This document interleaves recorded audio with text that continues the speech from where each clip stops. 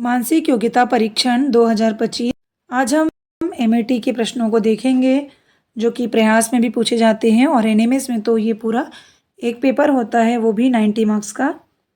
तो इसको आप ध्यान से देखिए, प्रायिकता के प्रश्न हैं और अन्य प्रश्न भी हैं। तो सबसे पहले प्रायिकता क्या है एक बार समझ लेते हैं, फिर प्रश्नों को लेंगे। किसी घटना की संभावना के मापन को प्रायिकता कहा जाता है और इसको सूत्र के रूप में कैसे बोलेंगे? यह किसी प्रयोग में अनुकूल घटनाओं की संख्या और कुल घटनाओं की संख्या का अनुपात है। कितनी अनुकूल घटनाएं हो रही है और टोटल घटना, दोनों के अनुपात को ही कहते हैं प्रायिकता का सूत्र। जैसे एक लेते हैं सवाल, एक पासा को फेंकने पर 5 आने की प्रायिकता क्या होगी? तो हम लोग जानते हैं कि कुल घटनाएं कितनी हैं, पासा में कितने होते हैं। तो पासा में देखिए 1 2 3 4 5 ये 6, ये कुल घटनाएं हैं। और 5 आने की प्रायिकता 5 तो एक ही बार है, तो एक ही को अनुकूल घटना कितना, 1 है। तो क्या हो गया हमारा, जो हमने अभी जो सूत्र देखा था उसके हिसाब से हो गया 1/6। ये कुल घटना हो गया और अनुकूल घटना, तो इसकी प्रायिकता क्या आ गई, 1/6। अब देखिए आगे, अगला प्रश्न है, पासा फेंकने पर सम संख्या आने की प्रायिकता क्या होगी? तो कुल घटना यहाँ पर पासा में कितनी है, 6 है, तो कुल घटना तो नीचे 6 आएगा। अनुकूल घटना देखते हैं, सम संख्या कितनी है गिन लो, 1 2 और 3, तो हो गया 3/6। इसको अगर सरल करेंगे तो 3 एकम 3 दूने 6, तो 1/2 देख लीजिए ऐसा बना हुआ है। अगला प्रश्न है, किसी फांसे को फेंकने पर 5 से कम अंक आने की प्रायिकता।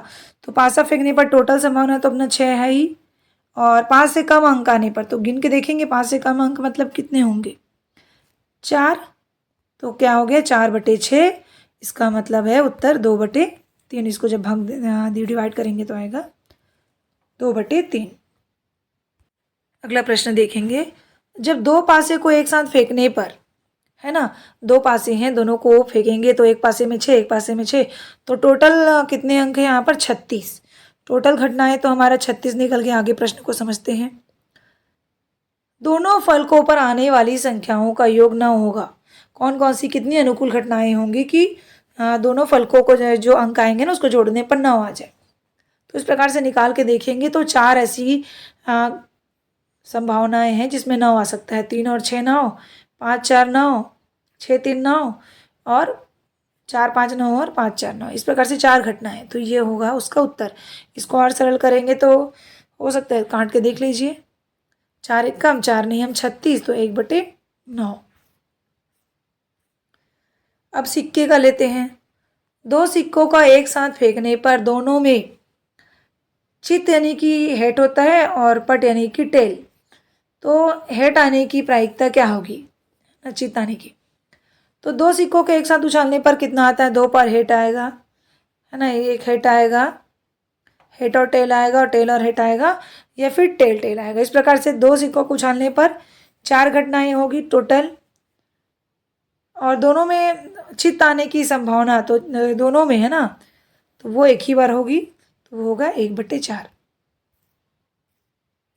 आगे है, 2 सिक्कों को एक साथ उछालने पर कम से कम एक चित्त आने की संभावना, हेट, तो ये कम से कम एक बार हो गया, 2 बार हो गया, तो और इसमें तो आया ही है, कम से कम बोल रहा है ना, ज़्यादा से ज़्यादा तो नहीं, तो 3 बार आया है, और टोटल घटनाएं कितनी है, 4, तो इसका आंसर हो गया 4/3। मैंने कैसे लिख दिया था, उल्टा लिखा था क्या, हाँ ये आएगा आपका, टोटल घटनाएं हैं 4 और 3 बार आ रहा है कम से कम हेट, तो 3/4।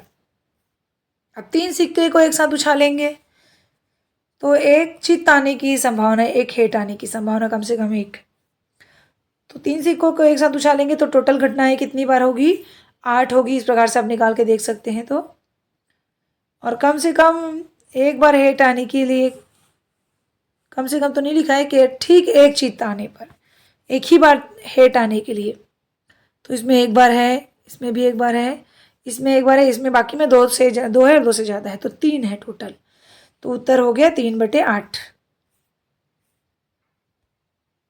प्रायिकता का प्रश्न आप छोड़ते हैं, अब दूसरे तरह का प्रश्न लेते हैं। इस प्रकार दिया रहता है नंबर से, अब इसको आपको सही क्रम में जमाना है। कैसे ये जमेगा?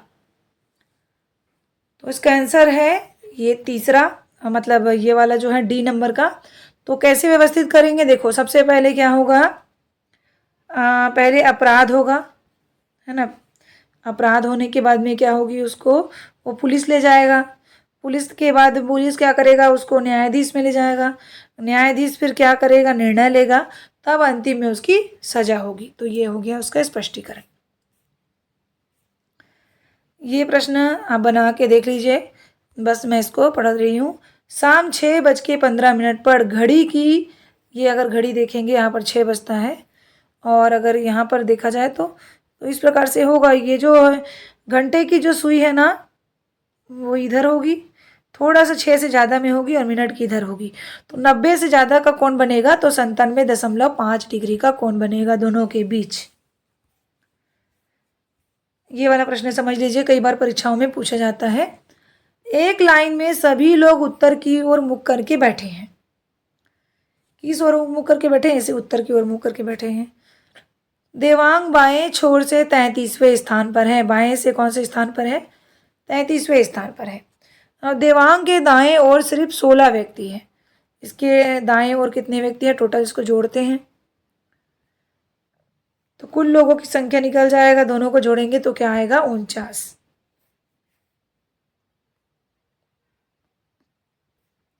तो इस प्रकार से निकाल सकते हैं। आगे के प्रश्न, कुछ प्रश्नों को हमने छोड़ दिया, वो रिलेशन वाले प्रश्न हैं, ब्लड रिलेशन वाले, तो उसको आप समझ के बना सकते हैं। ये प्रश्न थोड़ा ज़्यादा इंपॉर्टेंट है, खैर वो भी इंपॉर्टेंट है, पर हम इसको ले रहे हैं अभी। यदि पेपर को इस प्रकार से लिखा जाता है तो पेंसिल को किस प्रकार से लिखा जाएगा? तो अगर आप ध्यान से देखेंगे तो यहाँ पर +3 हुआ है।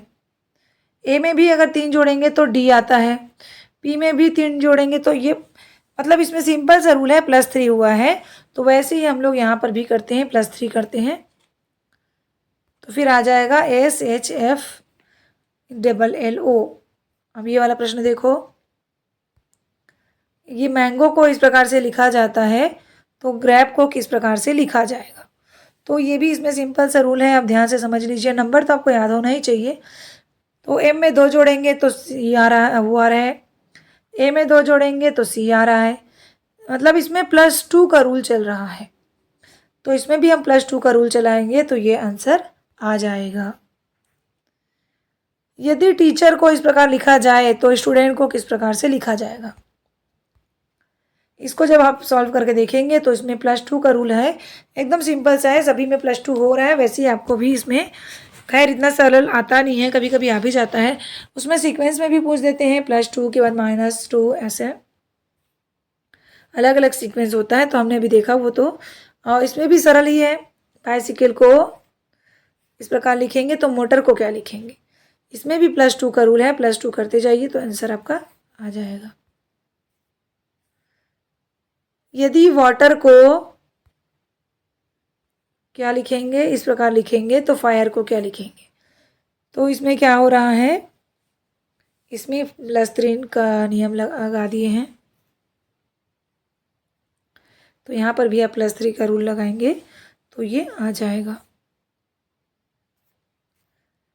यदि हाउस को, ये भी सरल सा प्रश्न है, इसको बना सकते हैं, +2 +3 यही रूल यहाँ पर चल रहा है, यहाँ भी वैसे ही।